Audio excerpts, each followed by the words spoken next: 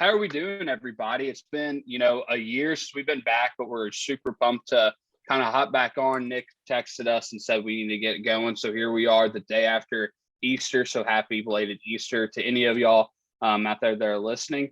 We got Jordan on now as in between a part-time, full-time co-host whenever he's not on the road or doing stuff. So he's hopping in. So three of us will be contributing, and then Nick is with me as well, and then this is Jim. So kind of give you a quick lay of the land real quick before we hop it over to Jordan's intro song. Is we're going to do the good, bad, and ugly of this past week, something that we're going to do every week, preview of the upcoming week, so based off the series, some predictions, and then we're going to go ahead and do our team award predictions. So what do we think are going to be the winners in our eyes, and probably the writers' eyes, of the team MVP, the Cy Young for our team, the batting title, highest batting average, and most improved, and then we'll cut it off from there. So we'll go ahead and Nick play some. What we're going to do is good, bad, and ugly the past week, as in opening day. So I want to kind of start off first. I think for me, my good, I just have one for each, and then y'all can comment, feel free, and then we'll pass it on from there. But my good, I think, obviously has just been the transition of Olsen. Just how everybody brought him in. I was very fortunate enough to be at the first three games on Thursday, Friday, Saturday, and it was just an incredible ovation. It could have been really hard just to been like, it's the guy replacing Freddie, but just like what he said in his interview, I'm Matt Olsen. I'm going to play like Matt. It's terrific. So I was pretty pumped about that. My bad is I wouldn't say it's a World Series hangover because we're starting off the way we have the past couple of years, but just a lot of excitement. Losing the series to the Nats was pretty tough. Going even to the Reds, who are in sellout. So to me, that's kind of the bad. I mean, it's not really ugly or good or great. So that was kind of my bad. And then the ugly is just the play by Rosario right now. It's kind of. And Jordan's talked about this before, just in our X group, is we look at him as Mr. Clutch from the NLCS. And that's what we're expecting. And I'll dive a little bit more deeper into that. Just, you just have all these expectations. We were so fired up that he signed that 2-year deal with a 3rd-year option, and it's just not producing right now, which is obviously, going to happen. With the lockout and the short spring training, people are going to get their stride eventually. But those are my three. So I don't know what y'all think about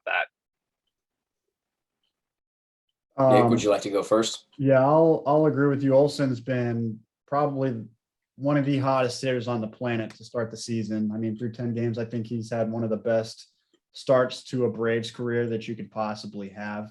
Yeah, your Eddie Rosario thing, that's on my list as well. And then obviously the slow start, you said, everybody said it. Snicker said it either today or yesterday, but he said, honestly, I hadn't even been concerned about a World Series hangover. This is probably one of our better starts to a season that we've had in the past 4 or 5 years. So he's not too concerned about it. I don't think we should be either. And then as far as my good, Ozuna had a terrible 2021 season before he broke his fingers, wrist, whatever it was. I mean, he was just not hitting. And now he's just on a tear right now to start the season. Almost looks like he's going back to his 2020 form, and which is the reason we signed him to this three-year deal, 4th-year option. So that right there, this first week and a half from him is my good. The bad, Eddie Rosario's start to the season, I mean, he's batting like under .05 for the season, and he's played a terrible right field defense. But I think a lot of it has to do with him playing right field. It's a position he's not comfortable playing. I mean, he's a left fielder by trade. So I think that his playing right field has also carried to the plate, and that's why he's done so bad. And I think once Acuna comes back and gets into right field, I think he starts to get a little more comfortable out in the field and at the plate. And I think I'm just hoping that it doesn't impact him long term. And as far as the ugly, the losses against the Nationals and the Padres this past week, where they put up 11 runs and 12 runs, were just awful. I mean, it just hurt, because I have friends that are Nationals fans who got on to me because it was the first game of the series, and I'm like, I don't need to hear this crap from him. I mean, so far we're all on the same page.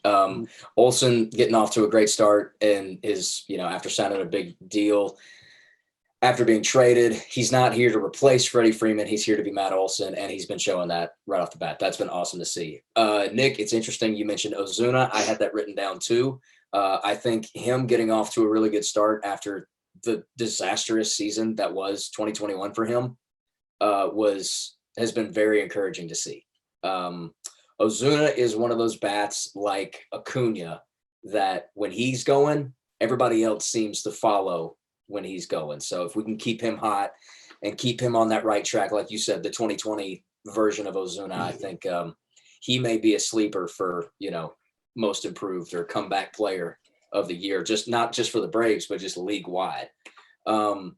The good that I had was a lot of young starters showing out early.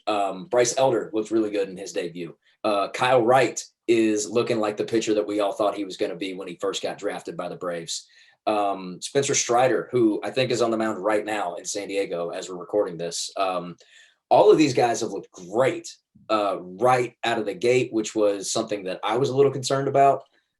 Shortened spring training, nonsensical offseason. Sometimes I can mess with guys. Doesn't seem to be messing with really any of the pitchers except for Max Fried.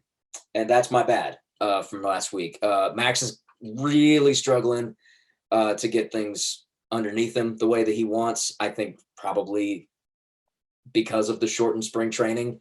I think he's going to figure it out. I'm not stressing about it. It just 2 straight bad starts from Max Fried, who is the ace of this squad. You figure he's going to turn it around eventually, and looking forward to whenever he does. The ugly, and I'm not going to be mean to anybody when we do this. I'm going to try not to be anyway. And I'm not going to harp on it because I'm not in the big leagues. I didn't make it past high school ball. I know this shit's hard. I know it's hard to play ball. My ugly for this week, though, is Sean Newcomb. All due respect to the fact that there's a human behind the jersey that, we watch every time. Like, there's just no room for that kind of stuff on this team anymore. We've got a ring, we've got a banner. We're one of the top 2 teams in the National League now. Like, I don't understand why Sean Newcomb is still on this team just because he's out of options. I think that's a cruddy reason to keep a guy on a team.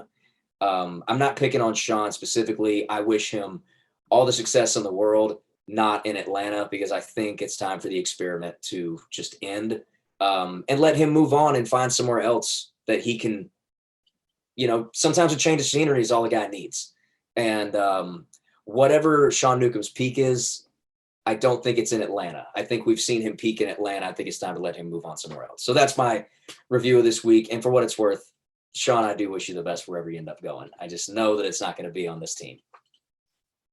Sounds like that first episode we did when you were talking about Tyler Flowers. I think you could have replaced Sean Newcomb's name and put Tyler Flowers in there, and you would have it mimicked that speech. And them winning the World Series in between like now and then has softened me a little bit. Like, I'm trying to be a little nicer about this stuff. Because I know there is a human behind the jersey, but yeah, man, whenever Newcomb comes into the game at this point, like, you can't even with a straight face say that you're still trying. You're waving the white flag. Like, he's for all intents and purposes the one step above the position player pitching on this team. He could be lightning in a bottle on a team like Texas or even Seattle or hell, even St. Louis or somewhere like that needs, starting pitching or whatever. So I don't know. I think it's time to, I think it's also time to see what some of the other guys like Strider and Elder have, Let's see what these kids have. Last thing I'll say on that, we also have Will Smith, AJ Minter, and Tyler Matzik, all 3 lefties in the pen. I don't think I would agree. 4 lefties in the pen. You're not taking the ball out of Matzik, Smith, or Minter's hand to put it in Newcomb's hand when it matters. So that's all I'm saying. I feel mean. I feel like I feel like that's too much for the first one, but I mean, that's just where I'm at. It's one of those things that's not even fair to him as a player. Like, whenever you're coming in the game, it's because you're getting blown out, and that's not good for anybody's psyche or anything like. And it's something, maybe with Bryce Wilson, like, we just have too many arms, especially with like Bryce Elder coming out of nowhere. You still technically have Tukey. You just couldn't bring him up because of the whole 10-day thing. And Elder just happened to show out. You still have Tucker. You still have Kyler Moeller. We just have, and that's what really surprised me too. Whenever we traded for Olsen, I figured Pache was going to be the key piece to that. About Shea Langoliers, I thought it was going to be Tukey going or Kyler Moeller, arms, because they're trying to dump some of their arms too over there in Oakland. They're trying to get rid of some of their arms. Might as well get some younger guys, kind of like what we were doing in that rebuilding phase when we went out and got a Newcomb and some others. But no, I just kind of and I'm sure you guys have gotten this a million times, but anytime somebody finds out I'm a Braves fan, on my softball team, on my baseball, like my little men's baseball team I play on, or just out about, I always get asked, what do you think about the whole Freddie thing? So I just, and the Freddie / Olsen thing, and we'll just leave it at that, because I'm sure it sounds like a broken record to us to say it out loud now, but just your personal takes. And I'm going to have Nick kind of give his first, and then we'll go to Jordan, back to me. When I first got that alert on my phone, the tweet that Jeff Passan put out that they had traded for Matt Olson, I'm like, you're doing it to put him at DH, right? That's why you're doing it, because I was still hopeful, but I was in my head, I was like, we just lost Freddie Freeman. And I think that initial week of losing him, it was sorrow, because half my life I was raised on Freddie Freeman anchoring first base pretty much. And so it was tough. And then it was a little bit of anger when all the reports started coming out about how his agents stiffed Alex Anthopoulos. And I was kind of upset. I was like, Freddie, you're going to kind of throw your team under the bus and say how we didn't communicate with you, but your agent's the one that hardballed AA to begin with. And so it's kind of been a mixed feeling about that. I've kind of come to terms. I figured he was going to go to LA, close to his family. His dad's getting up in age. He said his grandpa's getting up in age too. So mixed emotion. I've already bought tickets for the first game back for him in Atlanta. So I'll probably be one of the ones cheering for him. I can't be too mad at him. I hate that it is LA that we'll be competing with. But at the end of the day, he's got a family that he wants to be closer to. So no hard feelings. I think at the end of the day, everybody is where they want to be. When you get right down to it, like Nick said, LA is a perfect fit for Freddie. He's from there. His wife's from there. They go there every off season anyway. He's been saying that for years about how they fly back and forth to California after the season's over with, because they like it out there. His family's out there. He got at least paid a little bit. I was surprised at the number that it ended up landing at. Not so much from like we could have paid him that standpoint. I was just like, dang, like we talk about Freddie Freeman like he's like the best first baseman in baseball, because he is. And I just didn't feel like he got like weird off season. So you have to factor that in. But like, I just felt like Freddie's free agency just got completely, like, everything just kept happening where like this happened, and then it was the agent stuff, and then the Olsen trade, and then like Freddie deserves such a better send off from Atlanta than what he got. I never wanted him to leave. I was one of the people that wanted him to sign a lifetime contract. I'm old enough to remember Chipper Jones in his heyday. That's what Freddie Freeman was to this team, was a modern day, new generation Chipper Jones. The guy stuck through the worst years and never complained, never to get more money, never slammed ownership when he maybe could have a couple of times. There was some other stuff before AA got involved with the team that was really ugly. Freddie could have had some stuff to say about that. He didn't. I think Freddie has earned a respectful walk away from the city of Atlanta, because I know for me, I will always be grateful for what he did for this city. He gave us a ring. He gave us a championship. That was the thing that we wanted him. That's the thing that we thought he was going to bring to us the whole time. So I'm happy for him. I'm obviously bummed to see him go. That wasn't fun. I was driving back to Tennessee, where I live, from a family function, and I was driving like in between states when I got the update, and I had my girlfriend read me what it said, because all I could see was breaking news, Matt Olson Braves, and I couldn't like make out what I was trying to read and drive, and I was like, damn it, read this to me, because I couldn't figure out what it said. Anyway, emotional offseason for Braves fans, probably the most emotional offseason we've ever had, and I'm including when we traded everybody away in 2015. So wish Freddie the best. Obviously, I hope just a little less success than he had in Atlanta so we can beat him.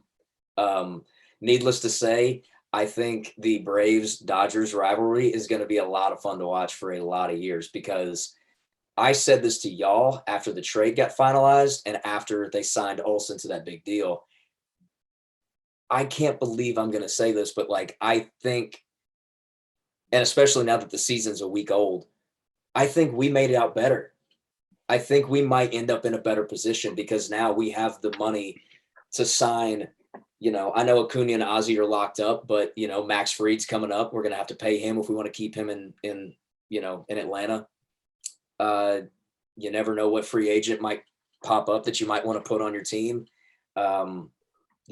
It's AA's a wizard. In AA, I trust.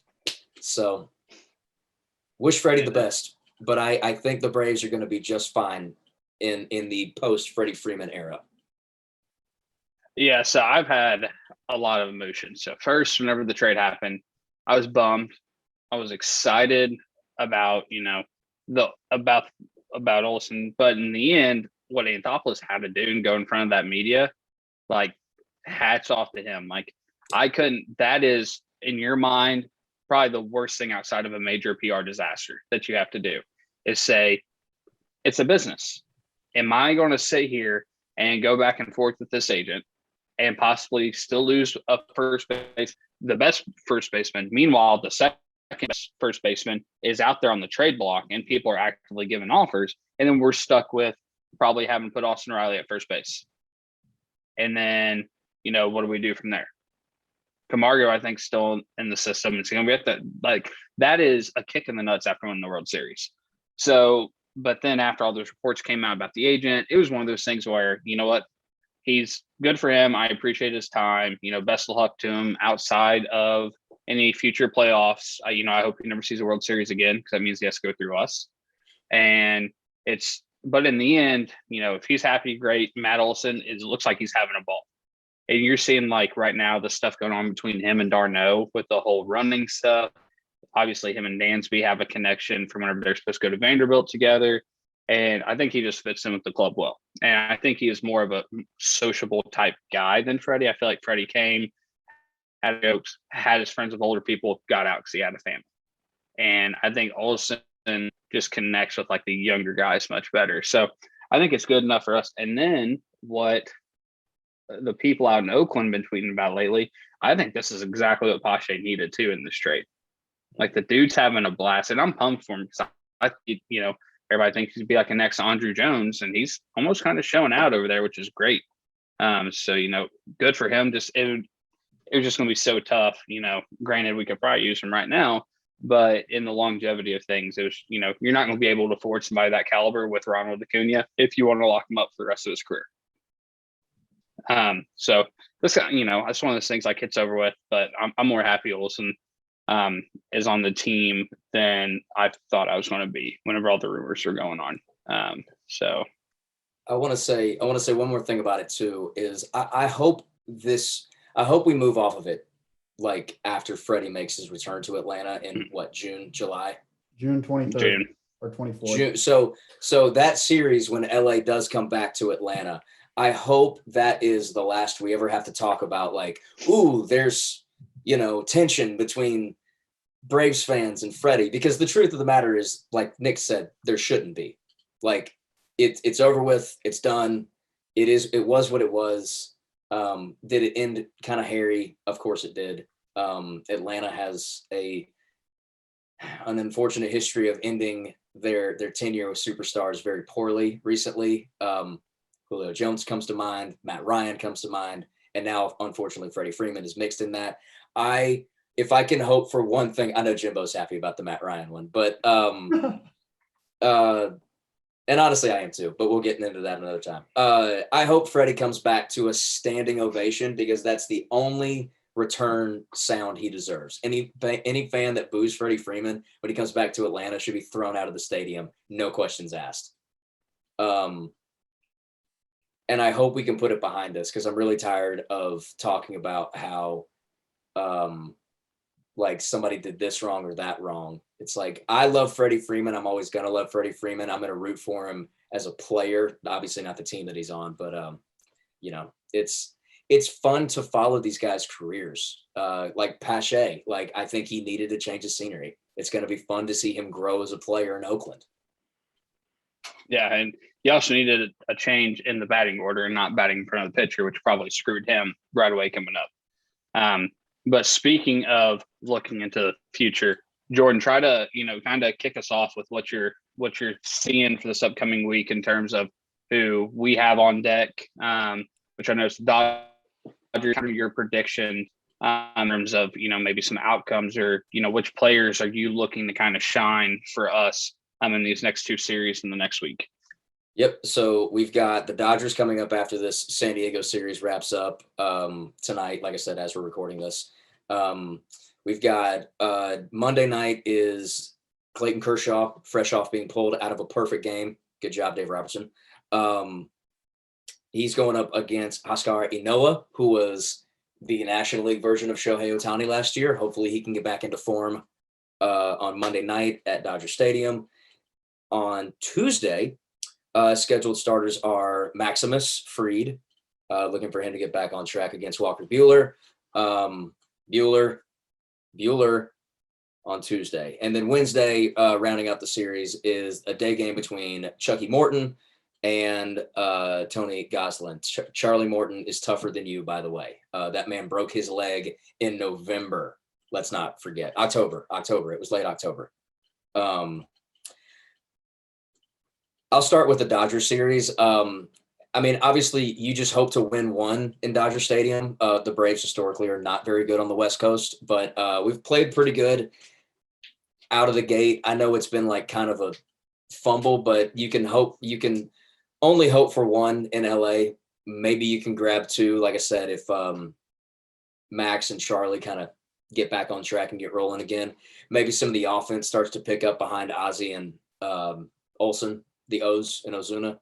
Those seem to be the only guys hitting right now, but I think it's going to be a fun series. Say hey to Freddie while you're out there. Say hey to Craig while you're out there. Craig Kimbrell, the closer of the Braves or the Dodgers now. It's going to be weird to see Craig Kimbrell close out the Braves potentially, and then the very next night you could see Kenley Jansen close out the Dodgers. It's going to be interesting to see. Or Kenley close out all three games against the Dodgers. I would take that too.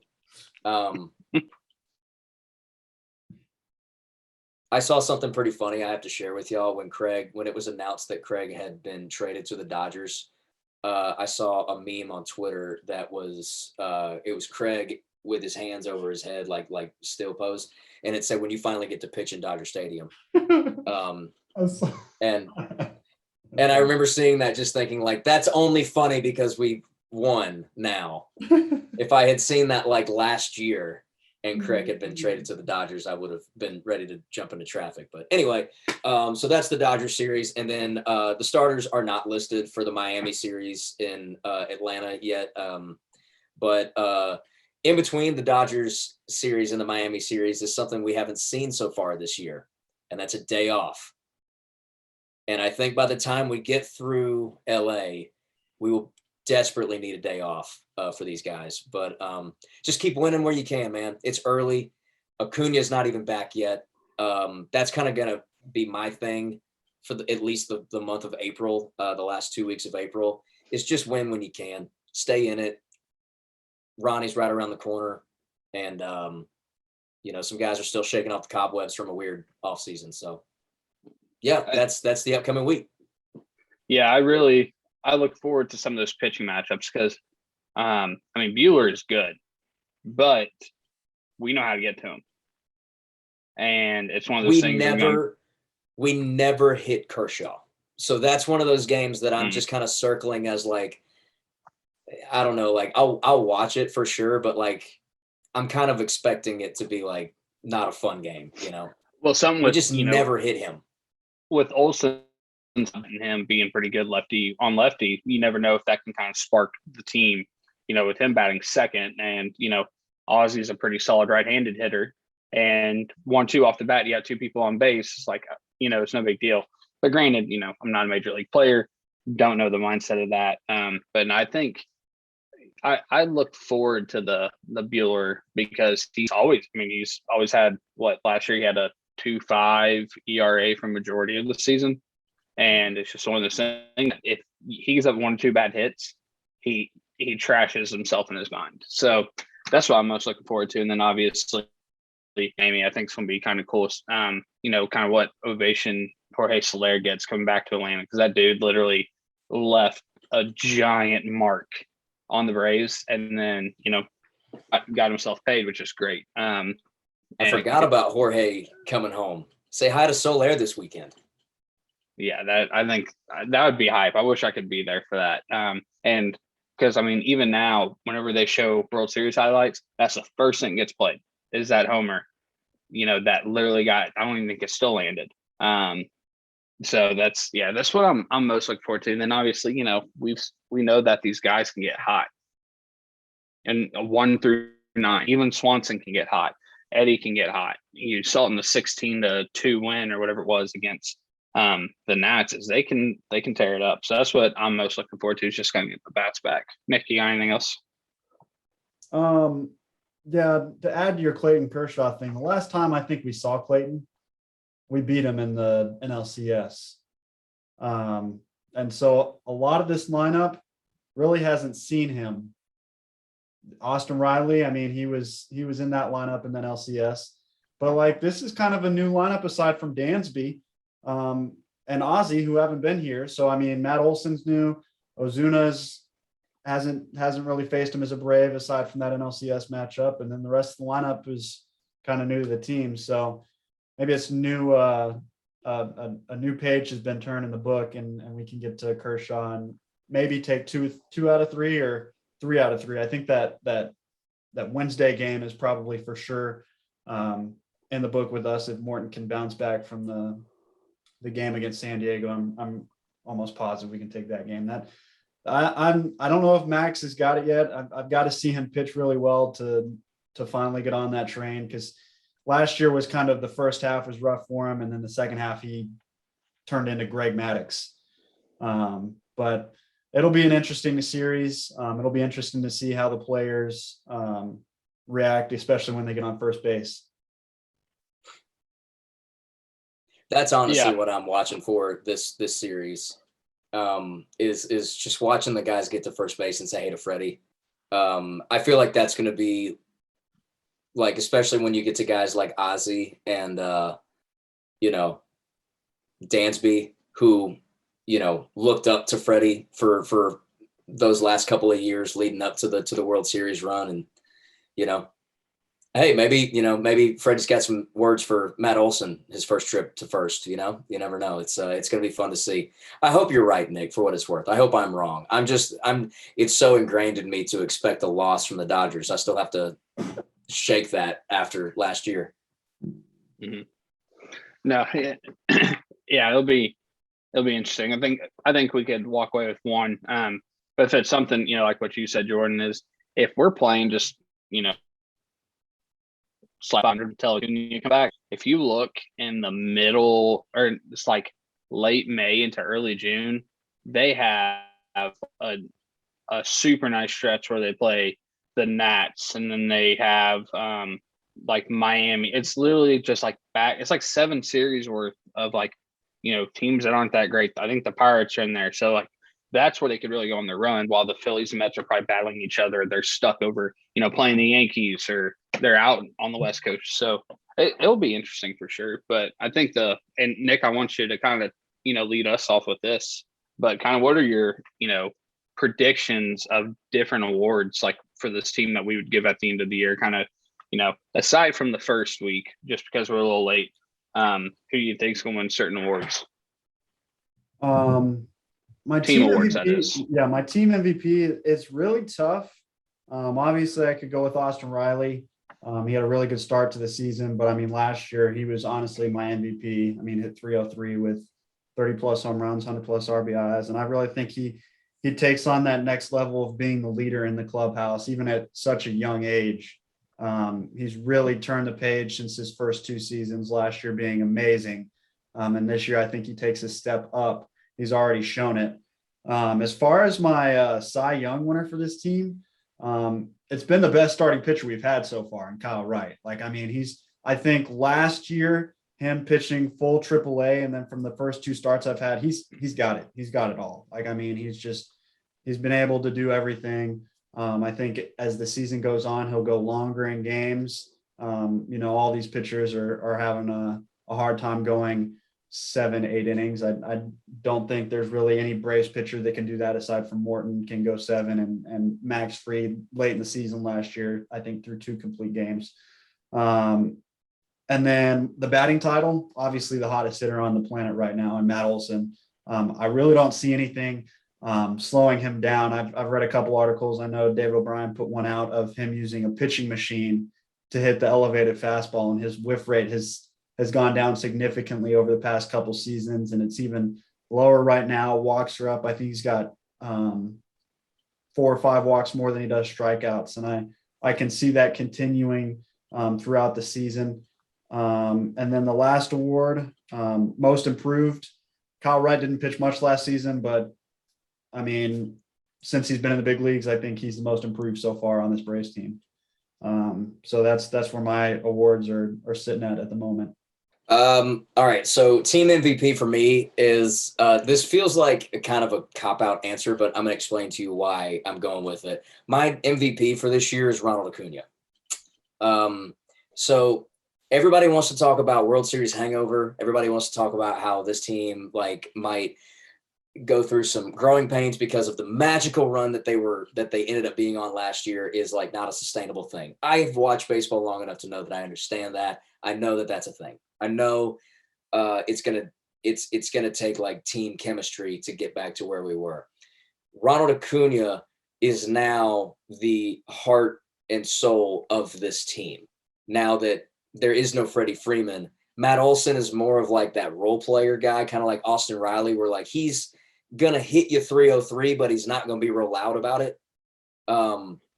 This team is about to be the Ronald Acuna Jr. show for the foreseeable future, and I think he's coming back with vengeance after getting hurt last year and not being able to play in the playoff run. I think he's gonna look at that and use that as I got something to prove that this team won without me. Now watch them win with me. Watch how good this is. And I think it's going to be one of those things where at the end of the season, he's going to have numbers so good that we forget he didn't have an April at all, and probably had a slow May because of getting ramped up. So anyway, I'm predicting a big 5 months out of Ronnie. So he's my MVP.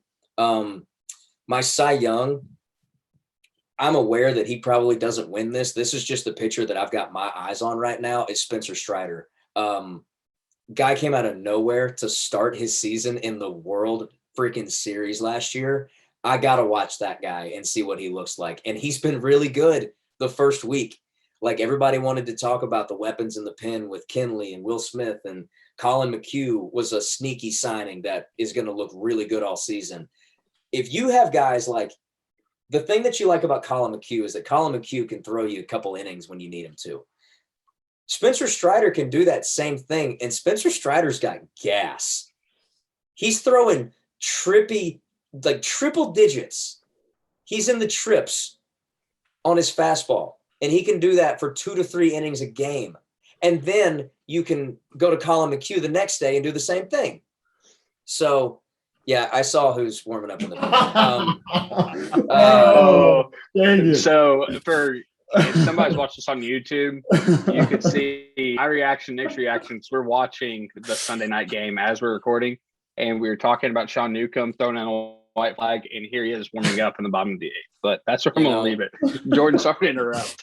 I was like, I'm going to get through my point before I noticed that. So, Spencer Strider is my Cy Young for the team this year, just because I think that kid's going to have like a big, I guess this would be a rookie season for him because he debuted in the World Series last year. That's still insane to say. Batting champ for the team is Matt Olson. I think Matt Olson is far and away going to end up with the best stats on the team at the end of the year, not named Ronald Acuna. Hell, Matt Olson might even have like technically better stats than Ronnie when it's all said and done. Matt Olson is a professional hitter, and he's just going to be a professional hitter for the next 8 years, at least in Atlanta. And I'm excited to see it. And then most improved, Nick stole mine, but I'm just going to echo it. Kyle Wright is the guy that I'm paying attention to for that. The last memory that we have of him before last year was getting his brains, stomped into by the Dodgers in Game 3 of the NLCS. Luckily, that's not a game that we have to remember because it didn't matter. But Kyle has been one of those pitchers that we've all heard about for years now, those prospects that are going to, turn the team around. And I think he finally has a good grasp on who he is as a pitcher. And I think that's translating into some really good starts so far in 2022. And since Nick said Kyle Wright, I'll throw a bonus one in there for me. Will Smith is my other most improved. Every Braves fan that has a Twitter account on Will Smith all last year for really good reason. Will Smith was an anxiety-inducing closer for a team, and then did absolutely nothing in the playoffs except for not allow a single base runner. So Will Smith is fine in my book, especially if we have guys like him and Kenley at the back end of the pen. Will Smith is definitely going to have a better year this year, just from the standpoint of he doesn't have to do the 9th inning. He's just going to be able to get out there and be mean and nasty like he can be. I would agree. I mean, I'm agreeing with all your guys' points. Mine are kind of similar, and then my most improved, I kind of, in my mind, I think this could be like a comeback person. My first one is going to be Ronnie. Kind of like what Jordan said is, dude's going to come back hungry. Like, he's a competitor. He is a player. He wanted to be out there. He wanted to be, I bet you in his mind, he wanted to be the one to do the chest beat of Soler whenever he hit that bomb and kind of be the one on that big stage. I'm sure he was pumped and happy for the guys, but somebody that is that extreme of a competitor wanted to be in those shoes. And plus, too, you think of the best athletes that train even harder than what they normally. Yeah, it was pinpointed at first on the rehab of the knee, but then just getting the rest of his body stronger. He's going to come back, and he could legitimately probably still have a 30-30 season after missing a full month, because he should be at 40-40. So I definitely see him. And, you're still seeing people talk about him being an MVP candidate that are MLB insiders, ESPN analysts, stuff like that. So that's just showing something. My Cy Young, I think Max is going to pull through. I think it's just a couple bumps in the road. I think he'll turn it around mid-May. I think he'll have like one solid start in his next couple. Which granted that would be by mid-May, but I think is where it's going to be the turning point. We're going to get excited about it. My batting average, I mean, it could be easy to say Matt Olson because he's got the highest batting average right now. We forget whenever Ozuna was Ozuna, he almost beat out Juan Soto in 2020. Granted, it's a shortened season, but whenever he gets BDH, we're more or less cutting out half the season for him in terms of, having to be out there making plays. His legs are fresh, his mind's fresh. He's able just to focus on one thing. So I'm gonna just go on a limb and say Ozuna. And my last thing with most improved or play of the year, Mike Soroka. If he's able to come back in July, to me, that's most improved. Literally, the dude hasn't pitched a full game in almost 2 years. And he's coming out there, and you're more or less expecting to be the person that you are 2 years ago after tearing your Achilles, not once, but twice.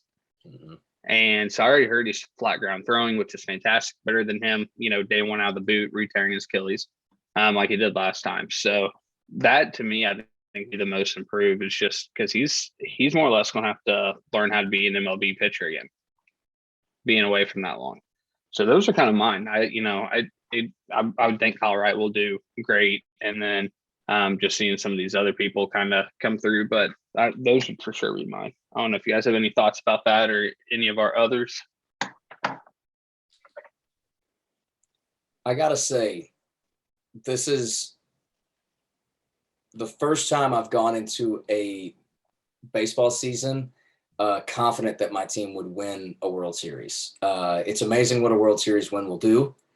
And then, like I said, really weird offseason for Braves fans. The highest high of winning the World Series, and then you lose your franchise guy, but you get another one. All the injuries that we're coming out of should probably worry us more than they are. Ronnie and Soroka, and shout out Luke Jackson. We're gonna miss you this season. Really hated to see that, but hopefully speedy recovery. You never know. These guys are freak athletes. It's gonna be such a fun season to watch. I'm really looking forward to it. I think we genuinely have one of the top 3 baseball teams in the major leagues right now. And I don't know. It's going to be fun to watch this year. Yeah, I agree. And, kind of thinking on the future, it's just more like, with Olsen, yeah, it stinks about Freddie, but Olsen's years younger, if I'm not mistaken, getting that extension, he could always be looking at another 2 or 3 year deal because he's an Atlanta guy. He's going to want to stay in Atlanta. That's where his family's at. If he's still hitting like Freddie is whenever the end of that contract's up, that's an easy another 3 to 4 year deal to keep him happy. And to me, that's exciting too, because, getting married, wanting to start a family is like what I had with Chipper Jones and Freddie Freeman. Like for the next generation of kids, 10 years down the line, that is going to be their guy with Ronald Acuna as well. So you're looking at a lot of young, because whenever I think of my childhood, I automatically think of the big 3, automatically think of Andre Jones. I was a diehard Javi Lopez fan because those teams in the early 2000s were just loaded with players. And that's kind of what this team's going to be for the upcoming years as well. So, but other than that, is there anything else you guys want to talk about? Or are we kind of ready to, wrap it up and kick it off into the week? Let's go watch some baseball. I know. So I'm sure as soon as we stop it and record, we're going to watch the rest of this game. But no, we appreciate all y'all listening. If you have friends, family, cousins of cousins, a pet fish that you want to tell about our podcast, feel free. Like, subscribe, share. We always appreciate it. We'll be back next week. We're going to start working on getting some hosts. This first one, we just want to be back, us kind of raw talking about, the off season going into this season. So we appreciate you guys so much for hopping on, and we look forward to seeing you on next week. Chop on, baby.